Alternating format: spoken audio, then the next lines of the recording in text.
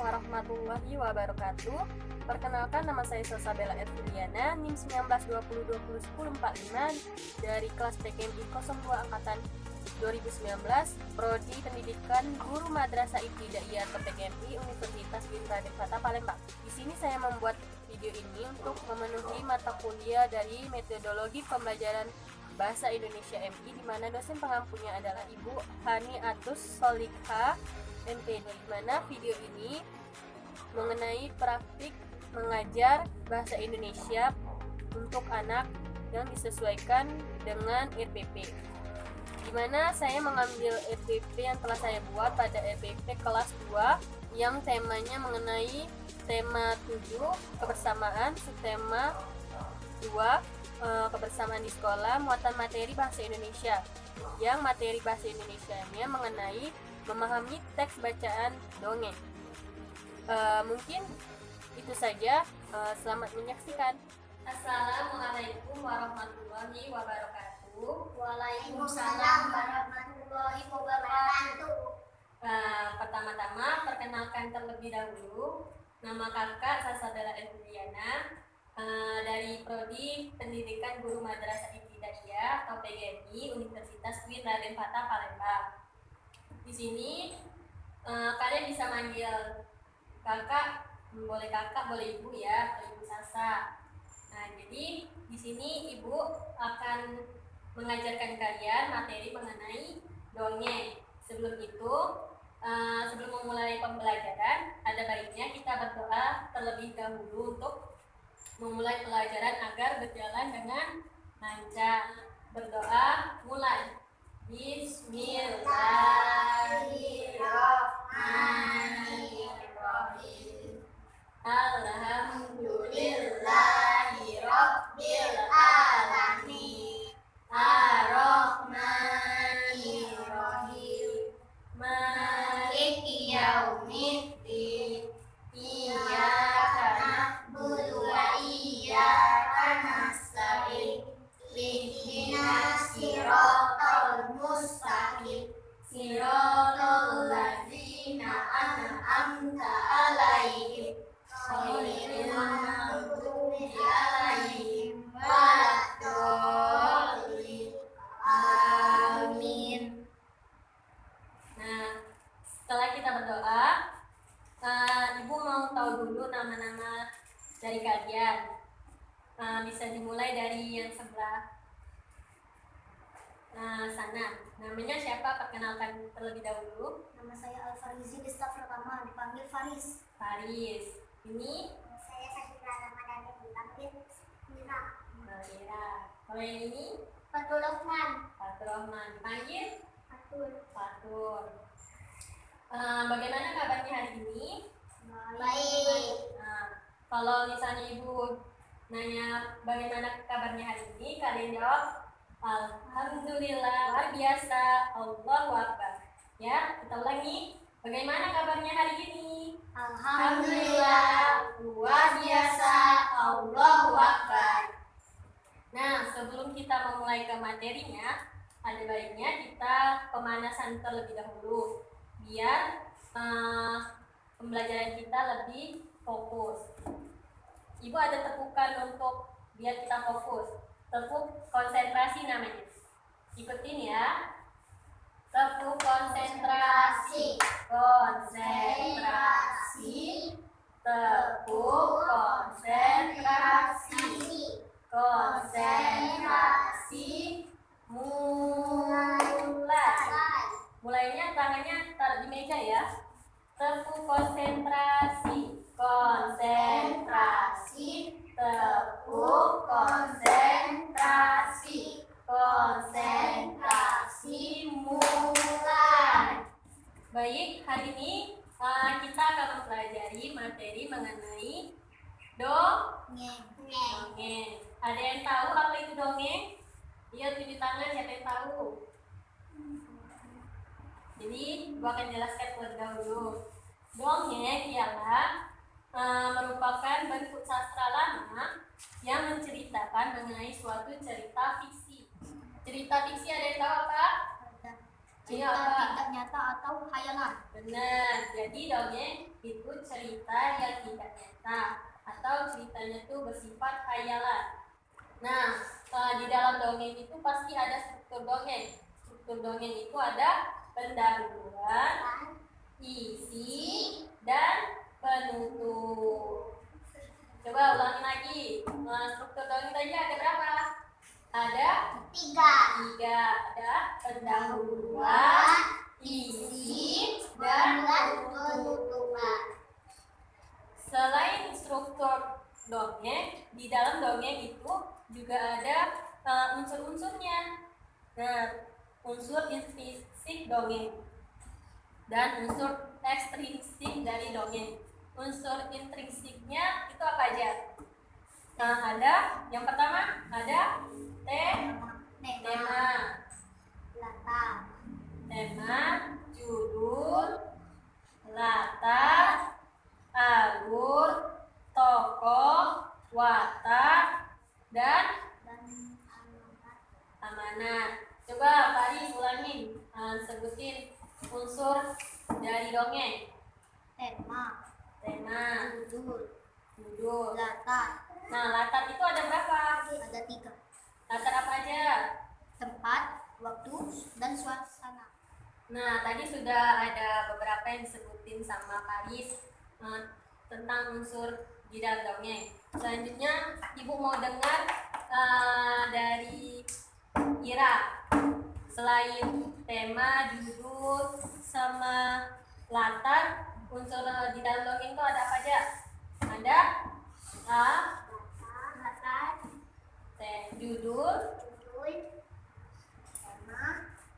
tema, latar, judul, alur. Nah, kalau alur itu ada alur apa? Alur dan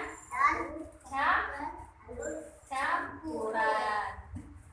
Kalau tokoh itu ada tokoh apa aja Pak tuh? Ada tokoh utama dan tokoh pendukung. Selain tokoh, ada juga watak dari atau karakter dari sang tokoh di dalam cerita. Selanjutnya ada amanat. Amanat ini berupa pesan yang disampaikan melalui cerita di dalam dongeng. Nah, setelah kita mempelajari apa itu dongeng, unsur dongeng, struktur dongeng, di sini Ibu ada dongeng mengenai Keongmas. Ada yang tahu dongeng dari Keongmas ini? Nah, kalau belum kita baca terlebih dahulu ya dongeng mengenai Keongmas. Ibu bacakan, nanti kalian yang melanjutkan bacaannya ya. Alkisah, dahulu kala ada seorang raja yang memiliki 2 putri yang cantik. Meski sama-sama cantik, tapi kedua putri itu memiliki watak yang berbeda. Sang kakak sangatlah baik hati dan tidak sombong. Sebaliknya, adiknya memiliki watak yang angkuh dan kasar. Lanjut ceritanya, coba Paris lanjutkan. Suatu hari, raja memanggil sang kakak dan memintanya untuk menikah dengan pangeran tampan dari kerajaan tetangga. Mendengar kabar itu, sang adik tidak terima dan merasa cemburu. Akhirnya sang adik pergi ke rumah penyihir dan meminta agar penyihir mengubah kakaknya menjadi seorang keong. Dan berubahlah sang kakak menjadi keong. Penyihir berkata, sang kakak bisa berubah wujud kembali jika ia menemukan cinta sejatinya. Lanjutkan. Sementara itu, di sebuah desa, seorang nenek sedang mencari ikan di sungai. Tiba-tiba, nenek menemukan seekor keongmas. Karena warnanya yang cantik, ia pun membawanya pulang ke rumah.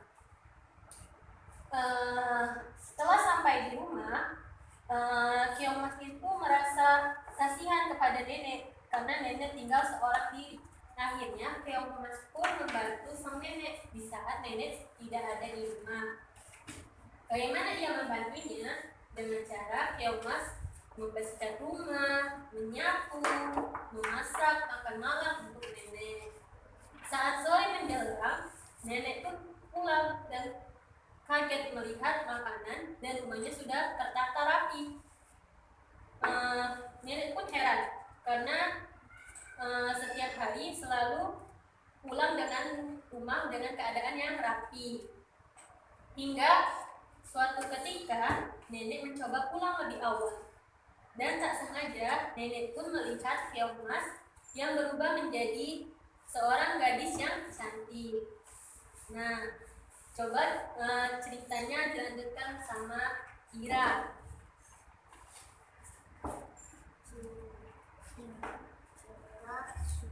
Suatu ketika nenek mencoba pulang lebih cepat.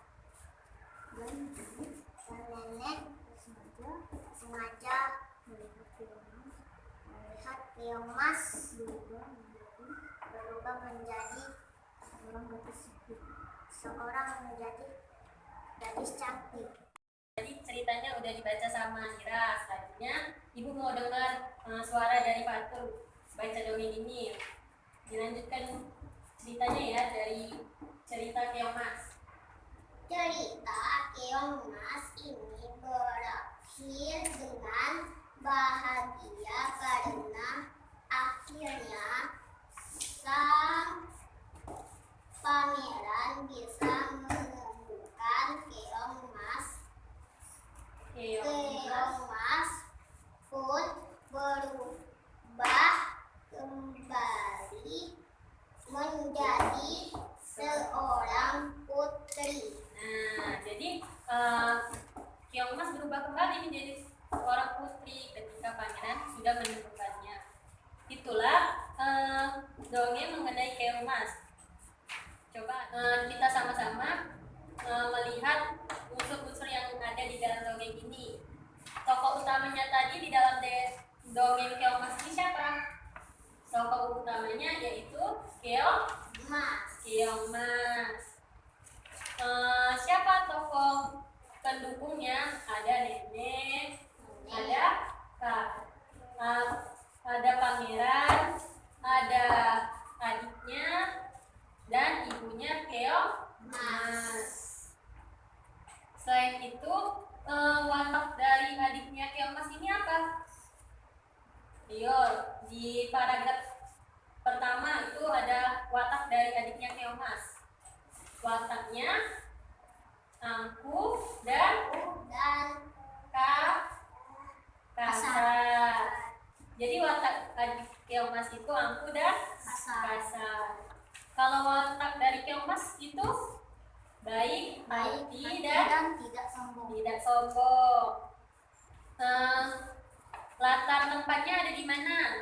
Di rumah nenek.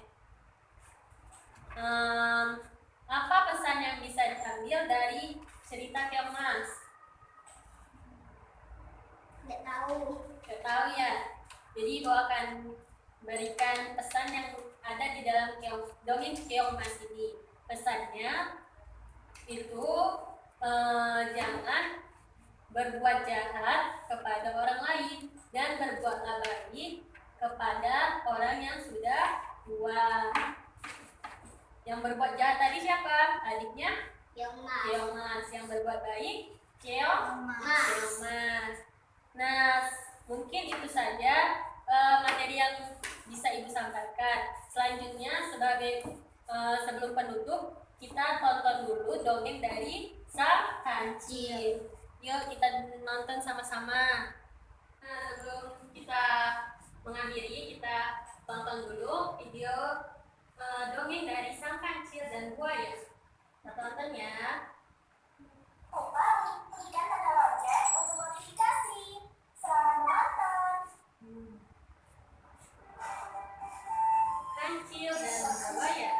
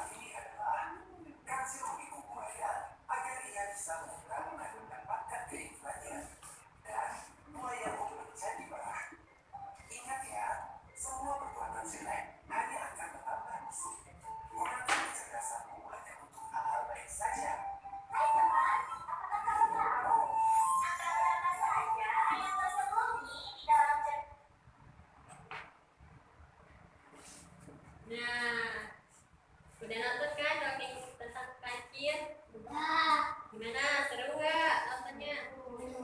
Jadi pesan moral yang disampaikan dari dongeng sang kancil tadi apa? Kancil menipu buaya agar bisa menyeberang.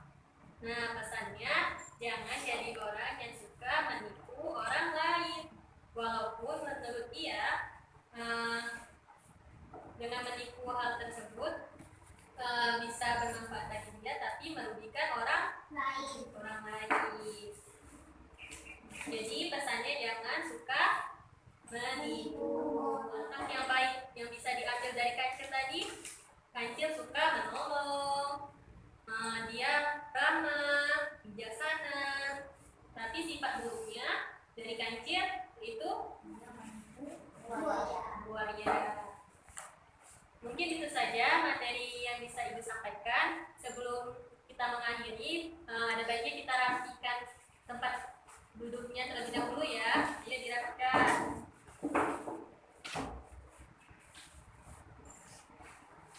Sudah rapi? Nah, kalau sudah rapi, kita siap-siap untuk berdoa. Sebelum pulang kita berdoa terlebih dahulu. Ayo kita tangannya ke atas. Dulunya bersila. Berdoa mulai. Bismillahirrahmanirrahim. Wal asri innal insana lafi usri illal ladzina amanu wa amilus solihati watawassaw bil haqq watawassaw bil sabr. Sadaqallahul azim. Sebelum itu kita ucapkan sama-sama Alhamdulillahirabbil alamin. Nah, yuk kita pulang. Terima kasih ya atas materinya hari ini, telah mengikuti pembelajaran dengan baik. Sampai jumpa pada materi selanjutnya.